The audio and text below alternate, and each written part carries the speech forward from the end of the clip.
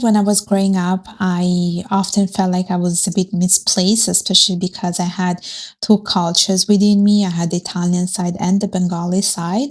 I always felt like I wanted to fit in, but I wasn't quite sure, like for a Right, reason, and that's because it comes from the cultural right. expectations. But there is a message at the end of this book, which is at the end of the day, and it's about you wanting to embrace your cultural identity.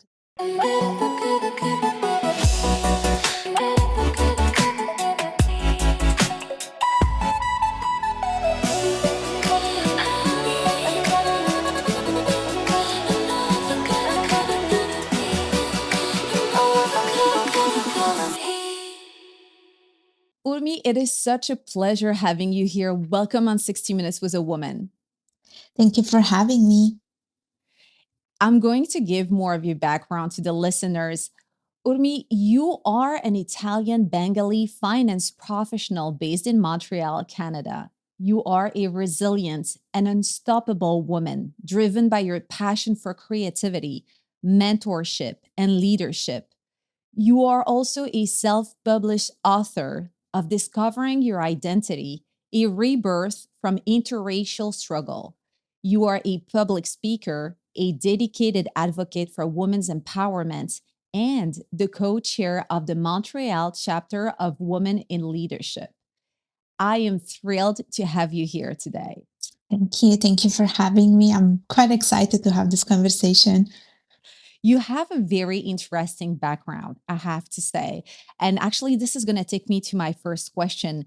You grew up in Italy with a Bengali background, basically, and later you moved to Canada. Can you describe your childhood and how those cultural influences shaped you?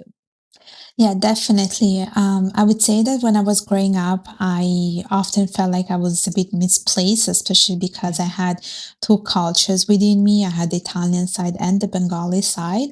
Of course, I was born and raised in Italy, and both of my parents are from Bangladesh. And of course, there was that struggle where I always felt like I wanted to fit in, but I wasn't quite sure, like if Yeah. I was Italian enough. I wasn't quite sure if I was Bengali enough.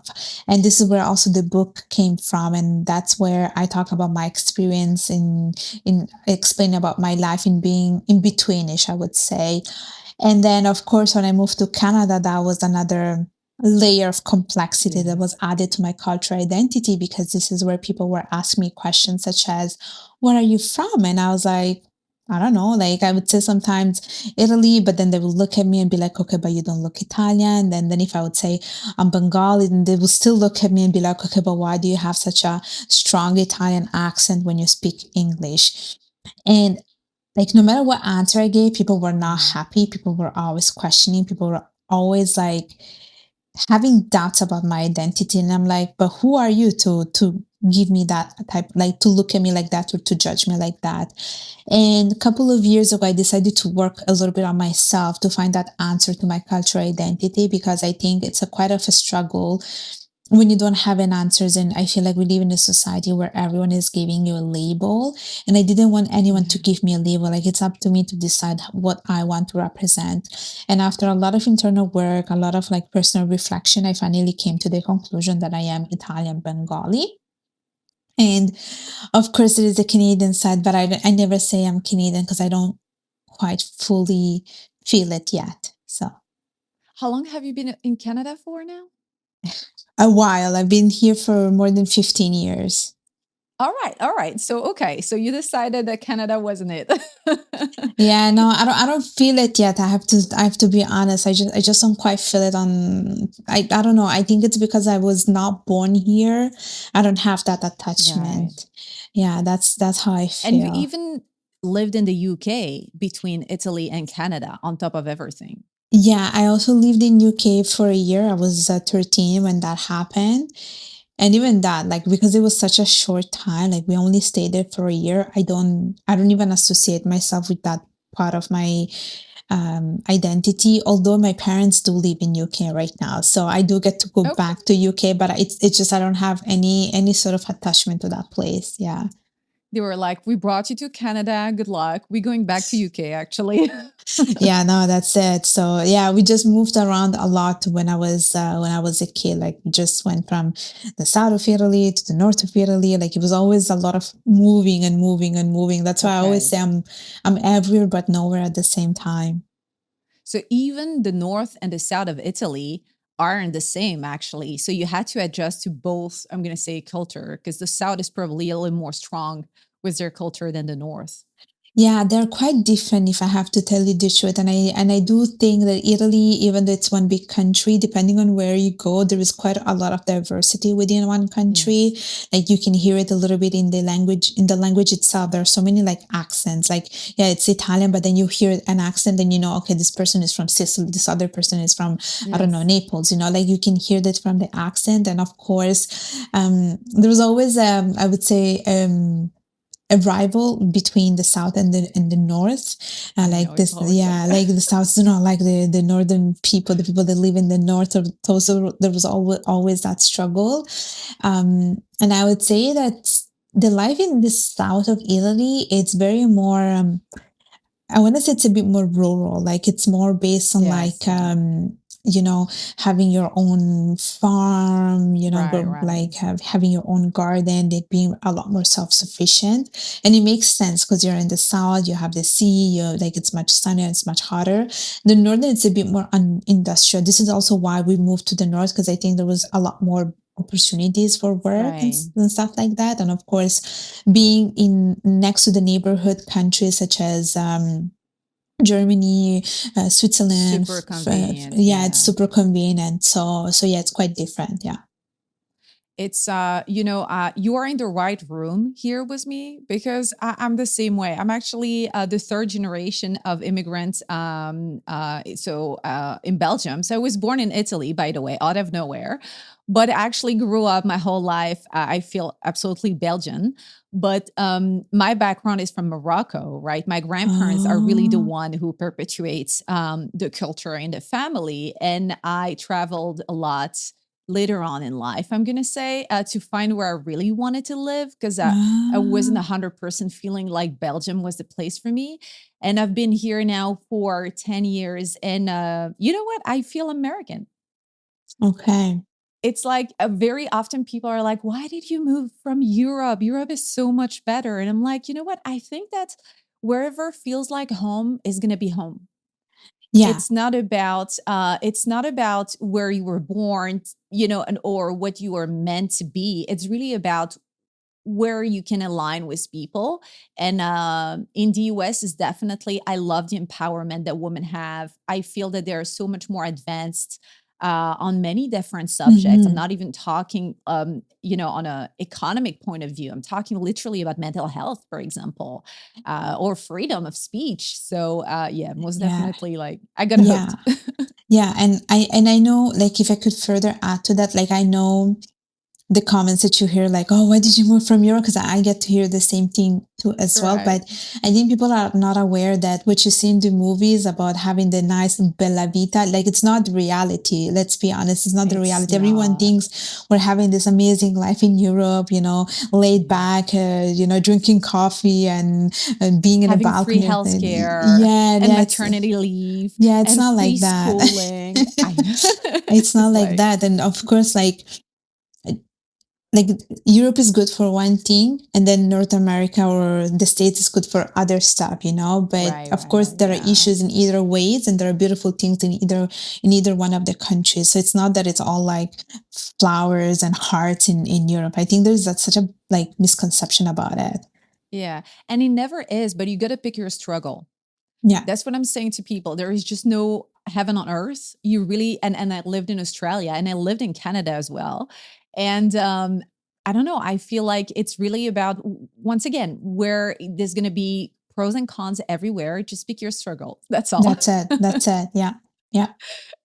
Awesome. So, I wanted to ask you a little more about the experience of being a third culture kid. And what inspired you? So, we spoke about it now, but what inspired you to read the book, to write the book, and what's inside the book? So the book it's pretty much about basically my life as a third culture kid, and I talk about my experience being Bengali and Italian, and I it's basically a memoir. I talk about my childhood and my teenagehood in Italy, but from a perspective of a South Asian woman, and I make a comparison between the Bengali and the Italian culture. And the reason why I wrote this book is because I was very much inspired by another self-published author. And then what happened is everyone that I was talking to, they were like, oh, that's such a good story. And I It was is, being yeah. invited to different podcasts. And I was like, okay, you know what? Maybe it's time to write about it somewhere. And Yeah. so that's how I basically created the book. I just wanted to have something a bit more concrete to give to people so they can like go back and read a little bit about my story because I think when it comes to cultures, I think people tend to assume often based on how you look, based on your accent. But the reality is that there is a big story behind an accent. Just because someone sounds a certain way, it does not mean what you're thinking, or because someone looks a certain way doesn't mean you are from that country. Like I think there's always a story behind, and I think that's important to tell the world so that we can remove all the judgment and biases that automatically comes to us basically. Right. People try to always to put us in boxes, and Yeah, sometimes there is so many more layers to somebody than what they see or what they want you to what they want to label you, like you mentioned yeah. before. So while reading your book, what can the reader expect? Is it the story about you? Is it the perspective of being a third culture kid? It's a story about me, but they will also get to learn a bit more about what their culture kid means. They will learn a little bit more about also the Italian culture as well as the Bengali culture. And I do think that it was a bit different when I was growing up because I'm a millennial, so we're Yes. talking about the 90s. So it's it was a different world. I would not, it was a different world. Right. It was a completely different world. So things that maybe are quite normal now, it wasn't normal back in the days, and me, like my parents were so strict with me, and like it just shaped the person that I am today. And they were strict for a Right. reason, and that's because it comes from the cultural Right. expectations that it's imposed to you when you are born in a Bengali family. So they will learn a little bit about that too.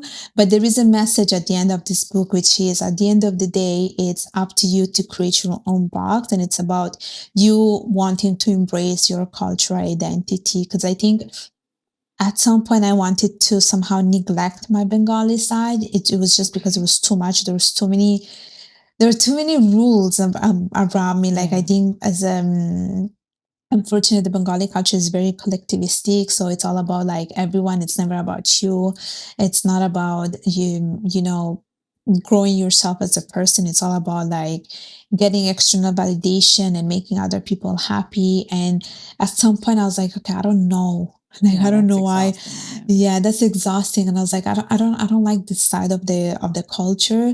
But it took me time to realize, and it took me time to a little bit understand this side of the Bengali culture. So now I only embrace the positive things, basically.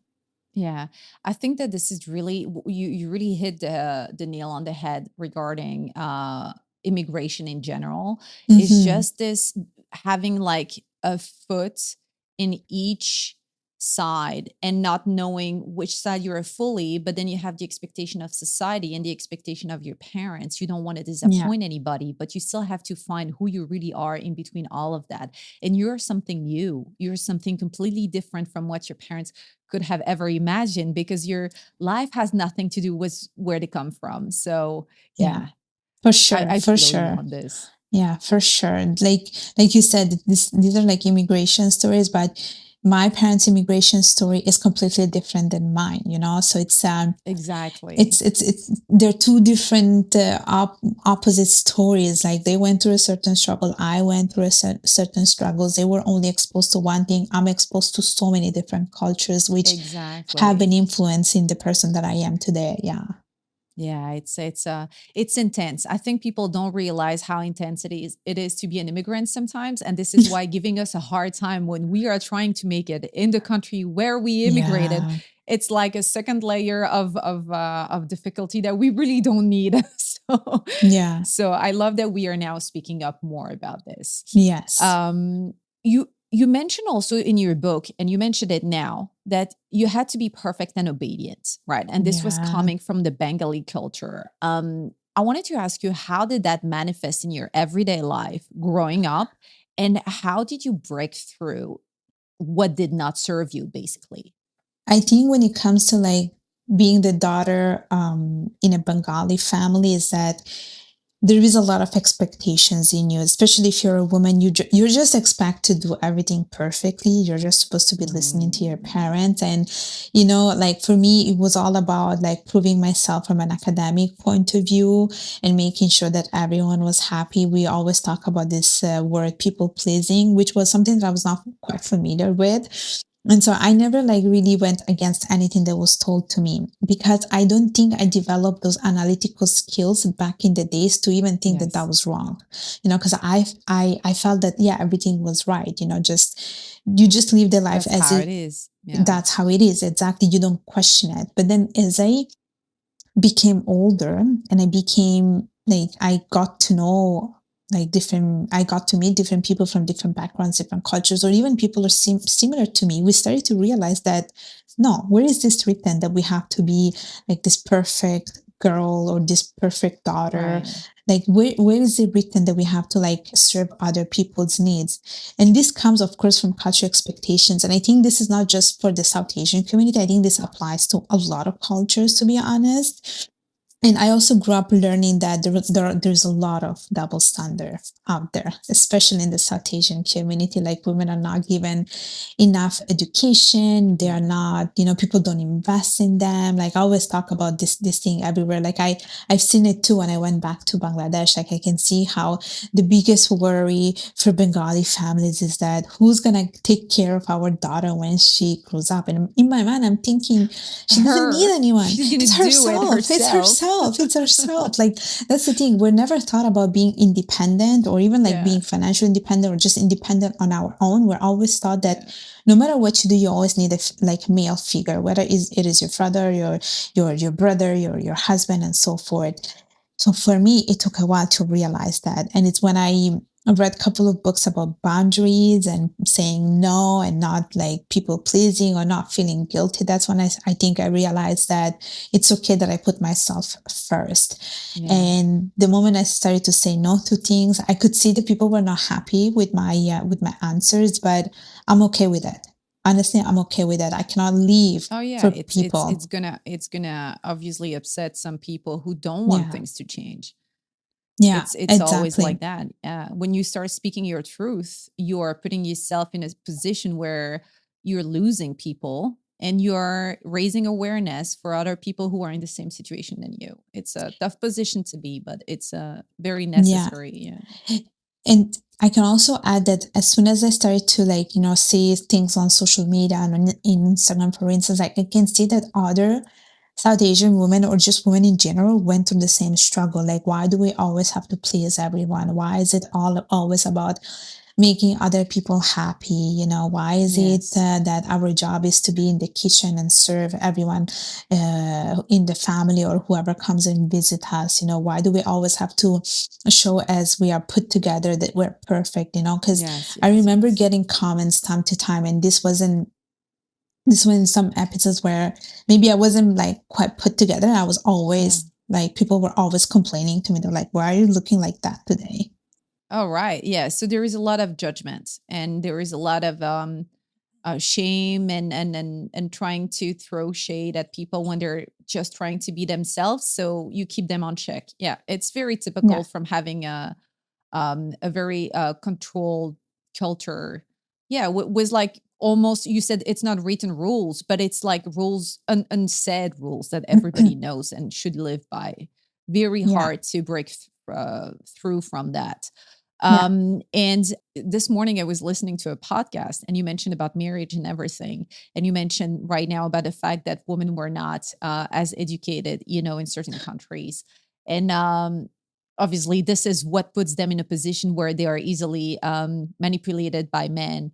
And Mm-hmm.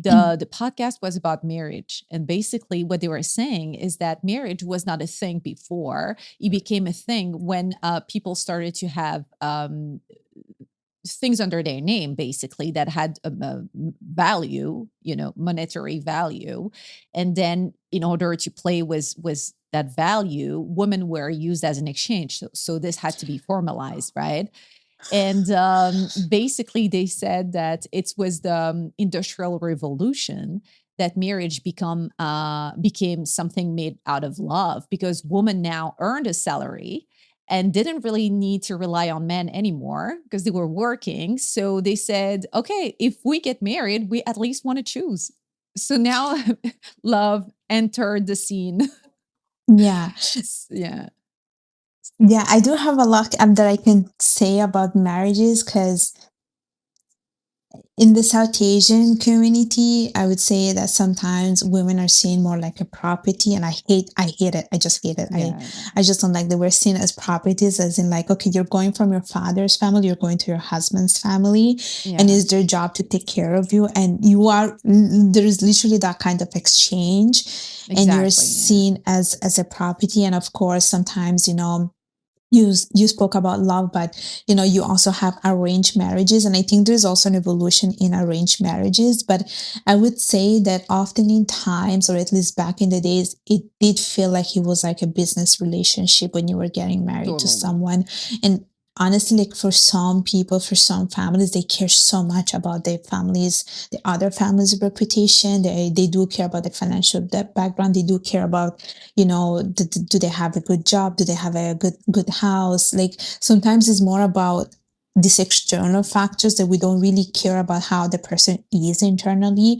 And we Yeah. also like focus a lot on the external beauty. That's another issue too. Like I think in South Asian communities, I've seen it that we just stop there. Okay, we see, okay, is this person good looking? Like we're so, Okay. like in some senses, we're also superficial, but I'm also talking about like back in the days. Yeah. Now things have shifted a little bit. It just took another level, and so some people get married for love. They get married when they want to get married, but you still have arranged marriages, but they're done in a different way. I don't know if you watched the TV show, The Indian Matchmaking. I haven't. I haven't. No. No. Is Oh, it is it good? it's good, and it also shows how the It's honest. wedding.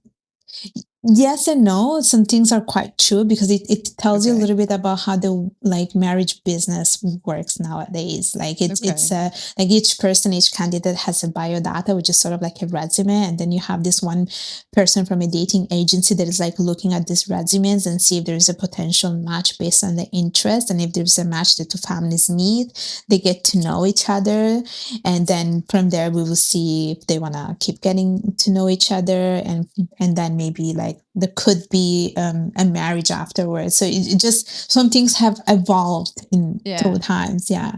I have to say, I like it a little bit. I'm going to tell you a tiny bit. I think we shouldn't have lost the whole thing here in the West, because right now I feel that whenever you have expectations about, I'm going to say finances, or, just about who the person you want to date should be or the Hmm. value they should have, we're left with like discovering everything during the relationship. And very Yeah. often the disappointment is like, gigantic, and then it leads to divorce, and you're like, I could have prevented that had I had a list of the things that really mattered to me already written prior to get myself into the dating scene. So I don't know. We Yeah. should do both. Yeah, definitely. I do agree in that we always need to do some due diligence or like do a Yeah. background check on the person. Because like you said, some things you wanna get to know them once everything is settled, right? You wanna get to know this stuff before. But this was to say that sometimes we just focus on those things without taking care about like Yeah, the right. It shouldn't personality. be That radical yeah, and extreme. yeah, Yeah. yeah, Never. I think nothing should be radical and extreme. And indeed, the worst part is that it's not for the benefit of the woman. Now it's for the benefit of the collective, like you mentioned, the yeah. family. So now we are kind of missing the fact that this woman is going to spend her whole life with somebody that she needs to feel happy with. Yeah. So yeah, totally got your point there. But you're also you're very involved there, because the reason why I thought about you this morning when I listened to the podcast is because you wrote an article about it, and I want to say she's very active on her blog. She writes a lot, and a lot of very interesting articles. I'm going to link once again where people can reach out to you and have a look at them, because they are very transformative and very deep. I loved it, and one of them was on Cultures Mag, and it's called From Red How do you pronounce it? Saris. Saris. Thank you. From red saris to white dresses, love across the world. Do you want to tell us more about that? Yeah, so basically, I'm talking about the evolution of marriages in the South Asian communities. And I'm talking a little bit about what we have just spoken about. Like, I talk about arranged marriages, how they have evolved through time. Because before, how it worked is that the two people were arranged by showing the pictures of the Yes. respective candidates to the families. And then if the two agreed just based on a picture, they would get married. But things now have changed because you have like dating agency and you have this whole biodata process where people get matched through based on like their interests and so forth, and they have the chance to get to know each other rather than just like getting married. But the reason why the article is called that is because in the South Asian community, or in the South Asian marriages, we typically wear like red outfits when we get married. We wear like red saris or red lehengas, which is another type of outfit. Okay. But what I start to notice right now is that a lot of the South Asian women who are getting married right now, they're actually wearing white saris or white Ah, they picked up lehengas. on the Yeah. Western customs. Yeah, for Yeah, sure. and so there is like an evolution in that, in the way we Yes. are presenting ourselves to the world when we are Yes. getting married. So there is that shift, which is nice. I would say. I mean, some people go for other colors as well, but I keep seeing this. I keep seeing this, that we're all like walking away from the red and going towards the white. So that's what I talk about in the article, and I talk about a little bit about the evolution of the marriages and how they have changed through time. How do you decide what inspires you to write an article? To be honest, it depends if I have an idea and I Okay. write it down, and then I just go ahead and see if it could be fit for like any magazine, or I propose the idea to connections that I have, and then I go ahead and write it. And because I watch a lot of documentaries, so I feel like I get a lot of ideas from documentaries and podcasts. And then I'm like, okay, I think these could turn into a great, Yes. into a great article. Like even this one from the one that I have just written about. Like this one, it did come from, like, I got the idea from a documentary, but also from the different weddings that I've been attending the whole summer, and I keep noticing the same trend. Like Yeah. we're walking away from the red. Not that it's a bad thing, but it's just I can see the shift through times. Like I can see how it was when my parents got married and my mom was wearing like a typical red dress, and I see how people are getting married right now. So But I love it because you pick a topic, and you have a lot of different interests in different things. I mean, it's not only marriage, but I love how you dismantle the subject and then you reconstruct it with your own ideas in it. Mhm. So yeah, once again, that's why I wanted to mention that. And you write about, once again, a lot of different subjects. So that's very, I think it's very interesting, and it tells a lot about who you are. Very Thank you. passionate about understanding the root causes of things and observing the situations through your own lens. I love it. And not only that, so you are an empowered woman all across the board because you entered the finance world, right? Yeah. And it's a traditional male dominated field. And you even earned designations such as CFA and CAIA. What motivated you to pursue this path? Honestly, I just think I was just very passionate about finance, and I'm very passionate about learning in general. And even the whole idea of like finance, like when I graduated, when I was pursuing my Bachelor of Commerce, like finance wasn't my major, it was my minor. I had another major back in the days. And then I took a finance course and I just fell in love with it. Honestly, I was like, this is love at first sight. That's what I told to Wow, myself. good. And I never left it. I never left it. Indeed, I continued to like I did my Bachelor of Commerce. I graduated, I started working, and then I continued studying, like it never stopped to tell the truth. And I can say I'm definitely a very proud woman in finance. Like I know finance is it's quite male dominated, and Yeah, you do have absolutely. like alpha males and stuff like that. But I like being in finance. I think that like I like leading by example, and I Yeah. want to be an inspiration for other women. But I think my drive and passion for learning just helped me to be where I am right now. And I do think finance is very dynamic, which is very much like my personality, and that's why it's a nice match. So I get along with finance, and I do enjoy being in finance. Yeah, it just comes to me easy when it comes to studying, especially when it comes to studying finance. Yeah, Well, you have a beautiful passion, and I'm glad that you got a lot of uh, representation in your field and received designations because you are definitely inspiring for all the women who might hold back because they maybe are afraid once again to get into a male dominated world. So you are a perfect example that it can be done, and as long as you're passionate about what you do, that's all that matters. yeah. I would like to ask you if you can share a specific moments in your finance career where you felt a true feeling of belonging, and or maybe where you proved yourself that you could succeed, a moment where you realized that it clicked for you in finance. I would say it's probably right now. I think Oh it's probably wow, yeah. okay. I think it's probably right now in this phase of my life, in this phase of my career, because I think after I finished those designation, they really helped me to position myself better because the CFA is quite well known in the industry, and whoever has it, like I think they got a lot of Mhm. respect and credibility. And the fact that I had it, I think it just put me in a different position, and I feel like I was able to use it more like for my own advantage. Like people started to like speak to me with so much respect. But I Good, also, okay. yeah, no, good, very good. But I also would say that I think I'm very proud of this moment in my life because I finally get to do what I want to do, but at the same time, I'm also able to be myself. Because I think for me, Wow, okay. even from a professional point of view, I don't like to perform a role. I want to be myself no matter what I go. And I feel like I'm able to do it. And I'm also able to like share my ideas, implement my ideas. Um, and I feel like I'm being valued and accepted for who I am rather than just being someone Wow. else. Yeah. I love that for you. Yeah.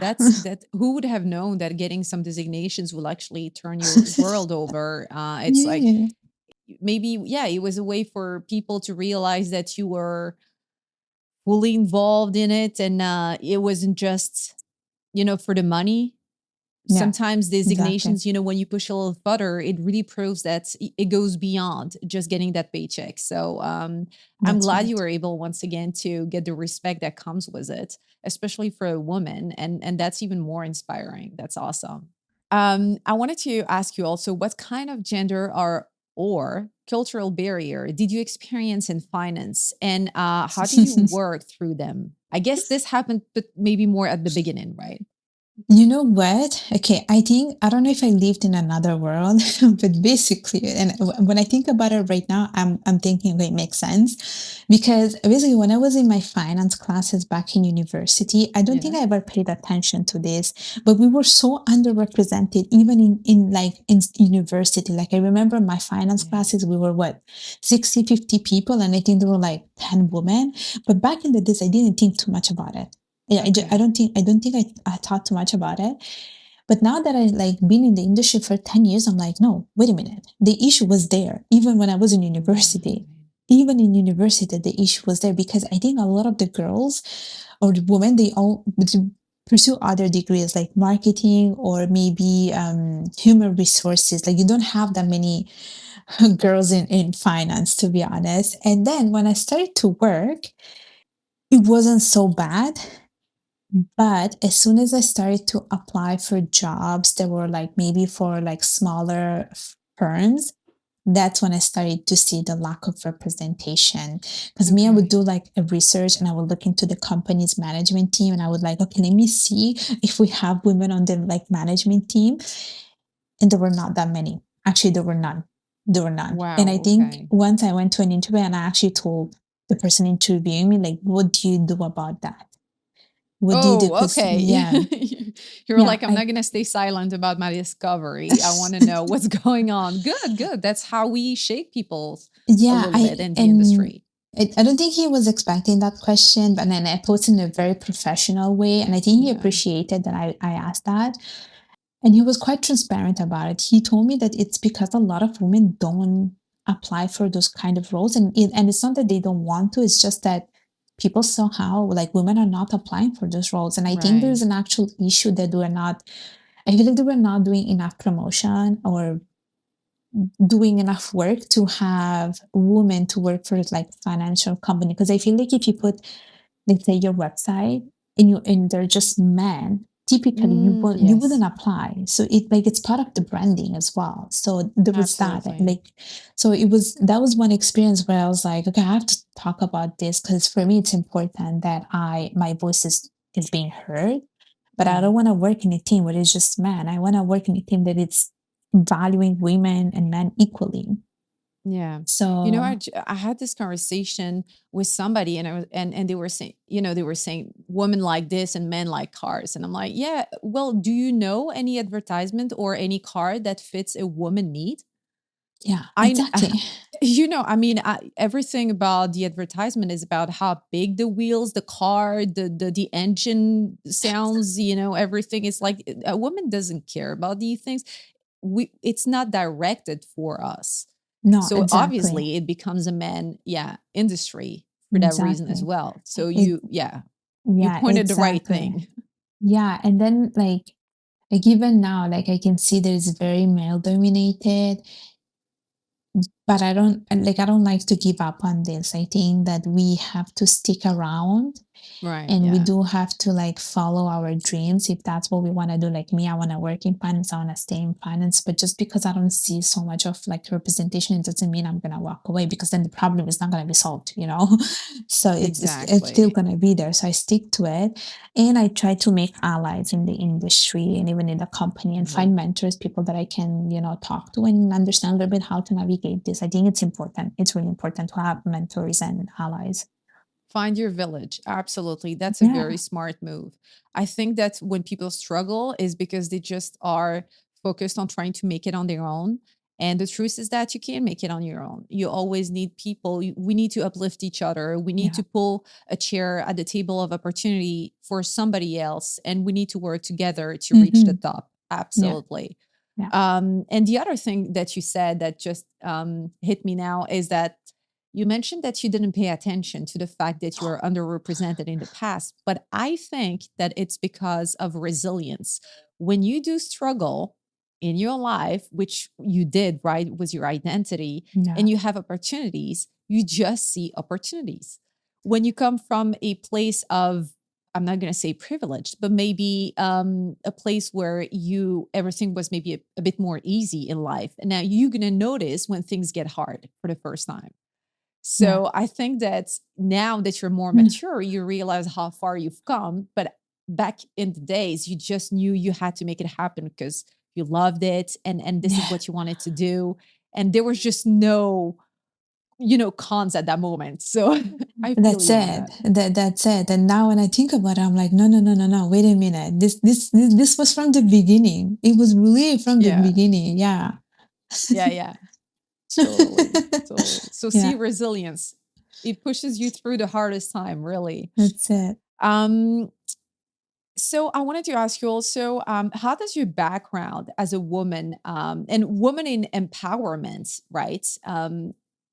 How does that influence your approach to work, leadership, and decision making in the finance industry? To be honest, like I'm not sure how I am leading all of that, but I think one thing that I do with intention is that personal and professional life, like I always try to make an impact no matter what I do. And I think probably that's my Okay. leadership style. It's about being an influencer, as in like a person of influence and being a person of inspiration and impact. And I think for me, it's all about collaboration, it's about partnership, and it's not about Yes. hierarchy. Because I think the problem when it comes to leadership is that we tend to think that titles make you a leader, but it's not the case. Ooh, Honestly, good point. yeah, it's not like titles do not make you a leader. Like we often think that, oh, if someone is the CEO of a company or a manager of a company, it's automatically a leader. But I don't like to think that way. I think what makes a good leader, it's basically being there for your people and celebrating your people, encouraging your people to, Yeah. So invest in true. themselves, to grow from a personal point of view. And it's all about the inspiration, it's all about influence, and that's the way I like to lead. Like I think Yeah. I grew in a culture where I think a lot of the things were just based on hierarchy, but now I'm like, no, there's no such thing as hierarchy. It's all about collaboration, teamwork, partnership. We're all in the same level, and I think that's it creates a reciprocal sense of respect rather than just giving orders. And so I Yeah. would say that's something that I have learned through time, and I think it's probably coming from my cultural background on how I've seen it and how I don't want it to be that way going forward. Yeah. Oh, that's a beautiful answer. I love it. Thank you for Mm, sharing that. It's mm, once again, it says a lot about you. I wish everybody could think the way you think. I think it's a real gift that you have right there. It's seeing how we can improve together rather than stepping on each other once again to reach the top. yeah. It's it's very inspiring. You also speak a lot about personal branding. So you're a blogger, you are a YouTuber, you're an author, a speaker, a mentor. So you mentioned about mentorship, but you are a mentor as well. Um, what motivated you to become an activist? I do like the word activist, although I never thought of myself as an activist. I think it just comes from my personal experiences and everything that we have spoken about so far. There is a quotation that says, "Be the change you want to see in the world" by Gandhi. And I live by that quotation. So I told myself that if I want to see changes, it has to start somewhere, and that somewhere is me.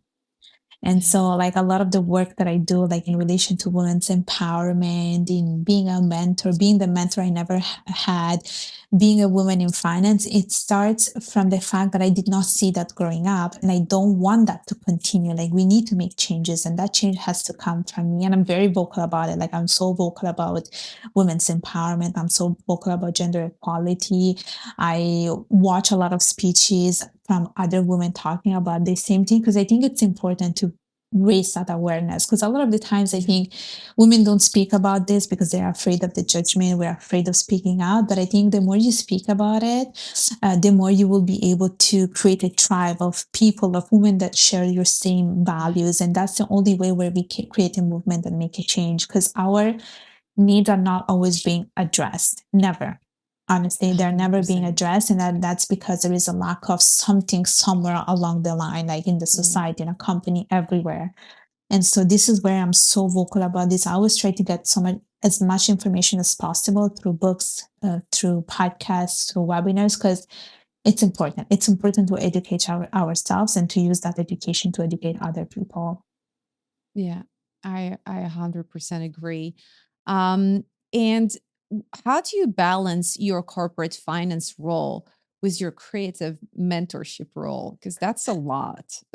Yeah, that's a question that everyone asks me. I Okay. think every single person that I have met, they always ask me that question, and my answer is always going to be the same. It's just being good at time management. You just have to be Oh, super, okay. super disciplined when it comes to time. I tend to use my time pretty well. Like I think there is there is a separation between my 9 to 5 and my 5 to 9. Like as soon as I'm done with the work, that's it. It's done. It's like I'm not staying there overtime. I Okay. just I switch You gears and free I'm your like, mind from it. Yeah. yeah, exactly. Yeah. You free your mind from it. I switch gears and I'm like, that's it. I'm done with this, and now I have to focus on myself and my Yeah. outside, like interests outside of work. And Google Calendar is my best friend. It's my best friend. I have to But block. you're not mentally exhausted? Don't you feel that sometimes it's just very demanding? How do you I recharge don't your batteries? I don't overdo. I do one thing Okay. each day. Okay. That's good. Yeah, and I do one thing each day. I don't have a to-do list for the week and for the months ahead, and I just follow that. And I do recharge pretty well because I like, let's say I take my Saturday morning just for myself, or I go to do my boxing class. I'm like, that's my moment. No one can come and bother me. I don't care Yeah. if the world is ending. I'm gonna go to that class and just unleash the stress of the week. And I do a lot of things, like even from a social point of view, like I do get to meet with friends for coffee and this and Oh, things like that. good. Like that's how I keep that balance. Yeah.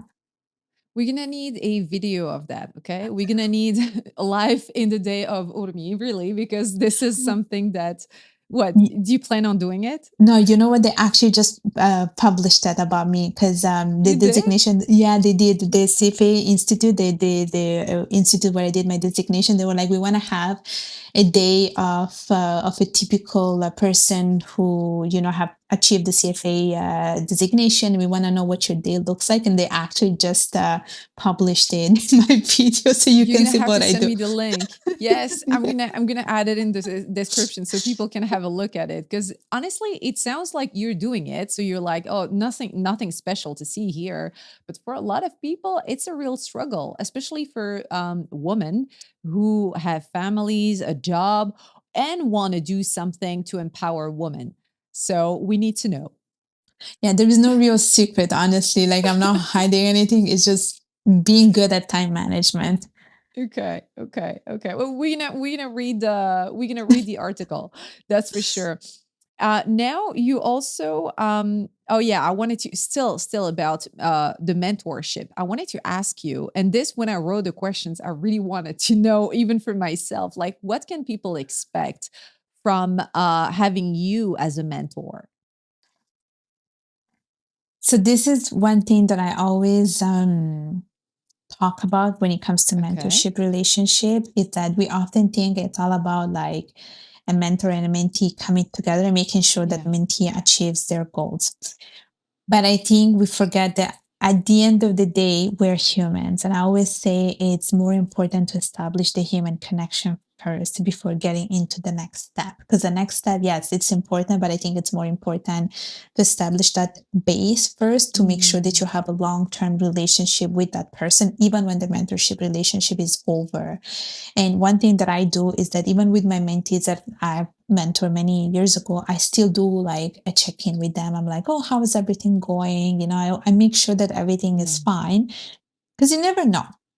Something along the line might come up, right? Like maybe you need something from them, they might need something from you.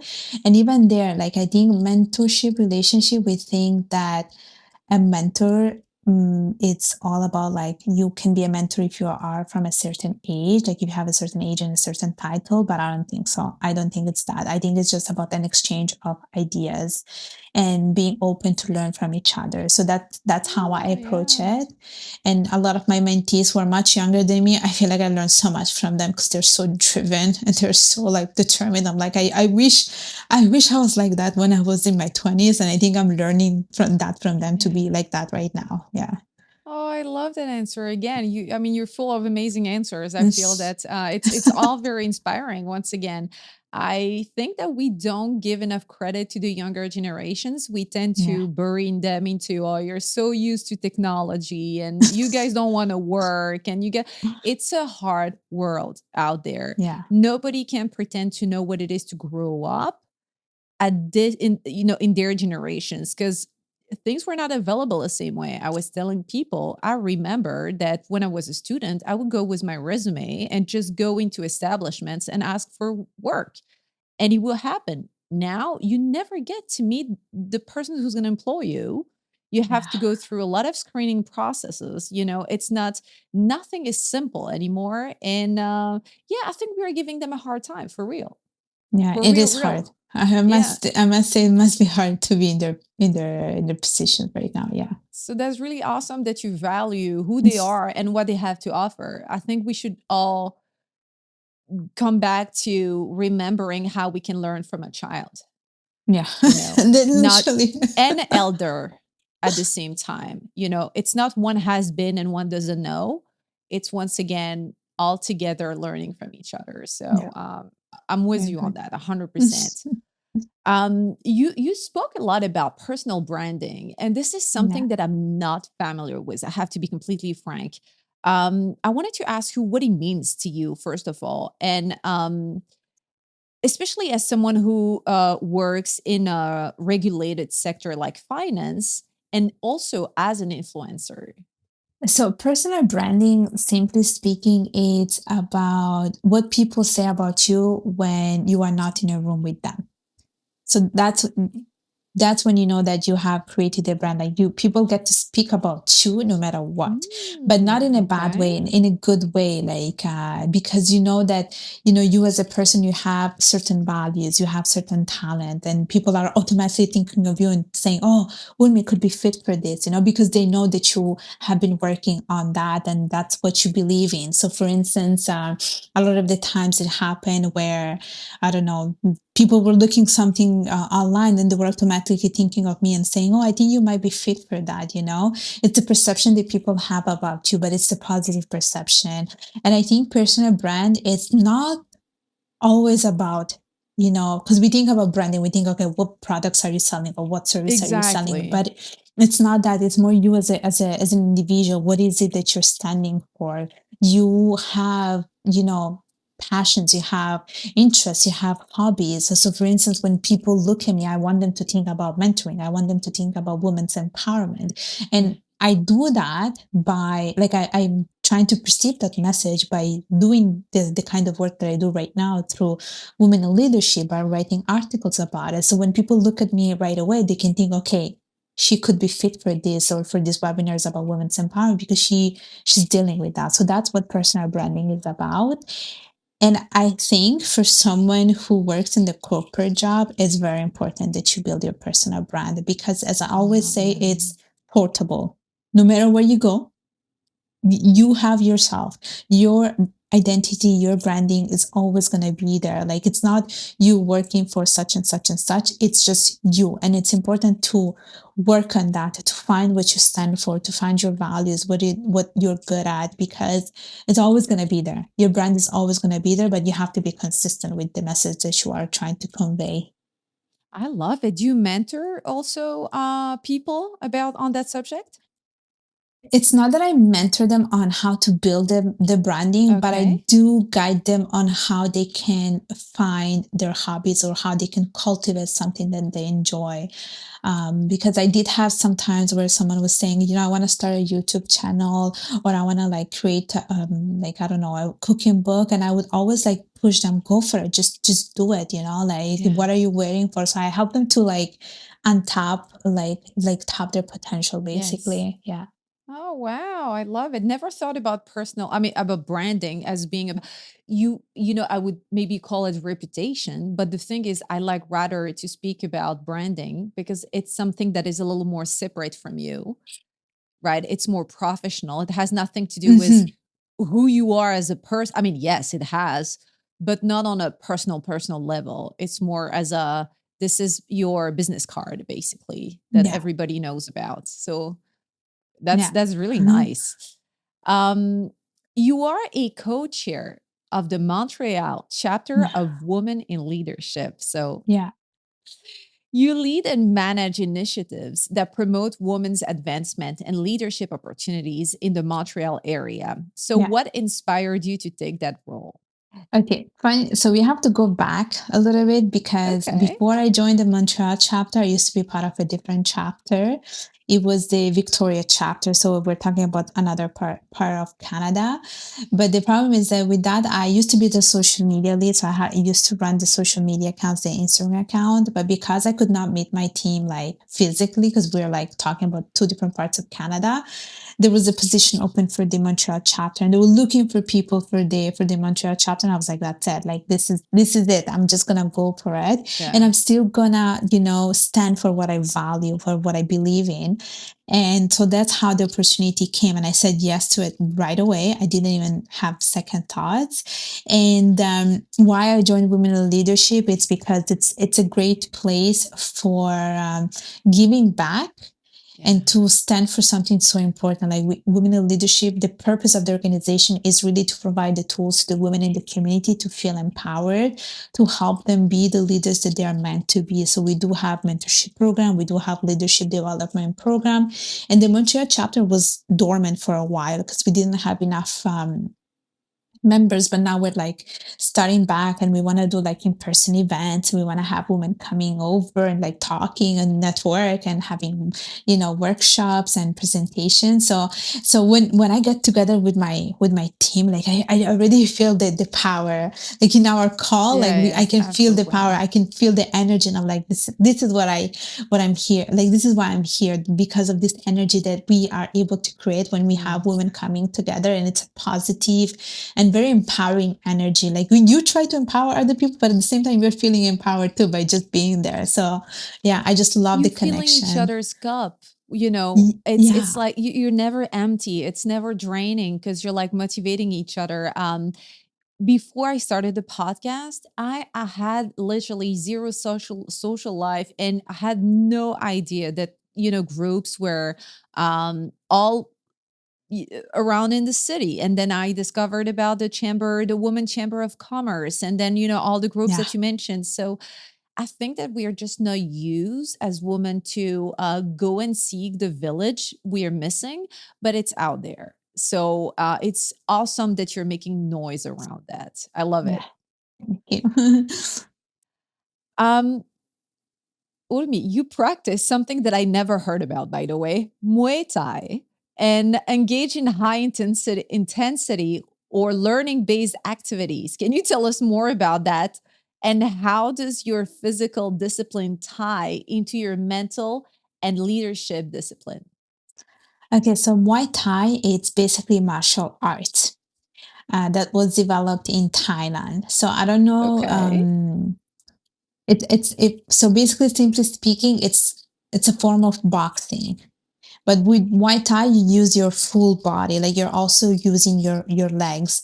Whereas with boxing, you're typically just focusing on your upper body. So it's if to simply speaking, that's what it is. Okay. And even Muay Thai, a little bit like boxing, it's again very male dominated. Like you see a lot of Yeah, men practicing it because, of course, if you think about self defense or punching people, you typically think about the men.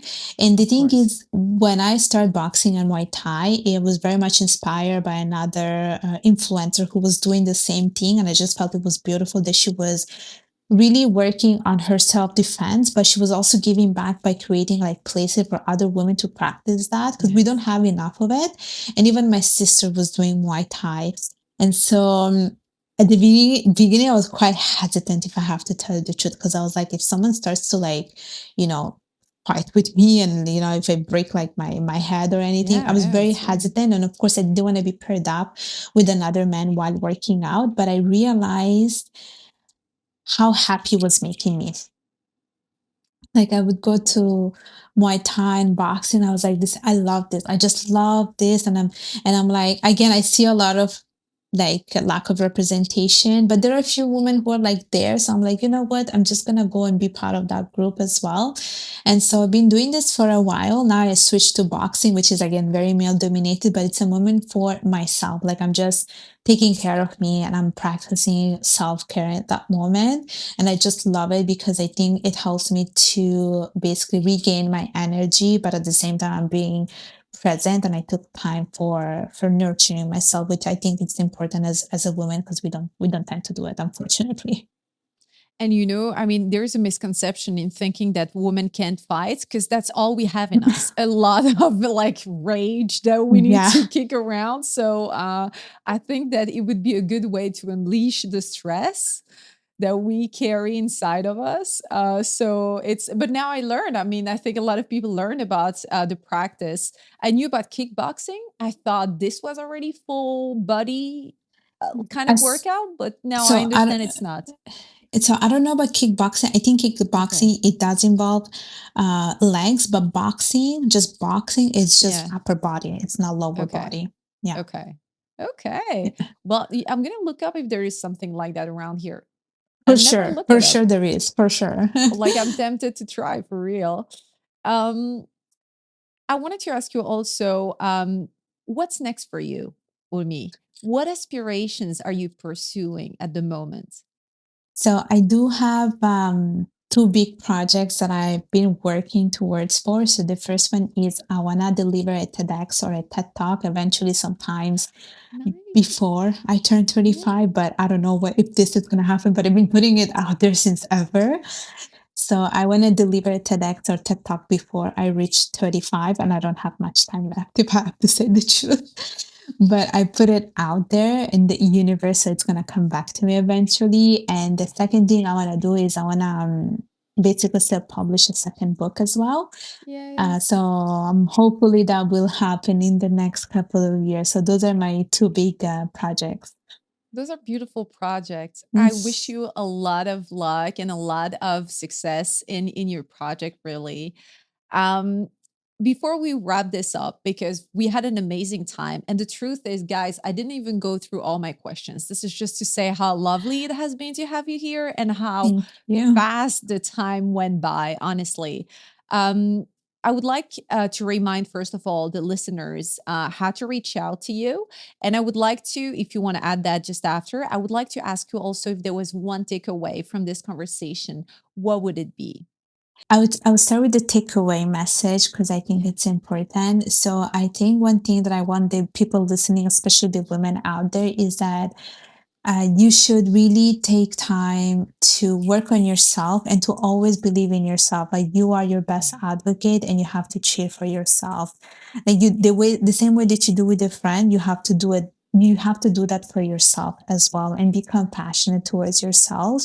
And it's important to do that. So always believe in yourself, no matter what you do, and to say yes to opportunities. I know that sometimes this is Yeah. scary, it's uncertain. We are thinking, I don't know if I can do this.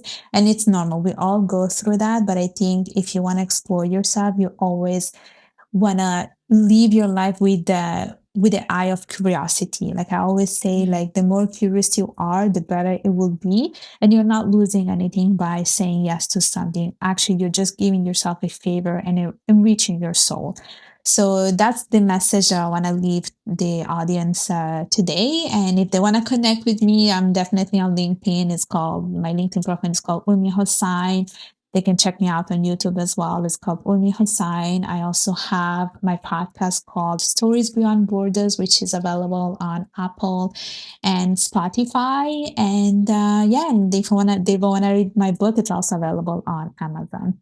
Wonderful. Once again, I'll be adding all the links in the description. Don't hesitate to contact Ormi. She's wonderful. And once again, I loved how the truth is that she contacted me and she said, "How can we be on the podcast?" This is how active she is. She's like, "Where can I be so I can spread my message and uplift women?"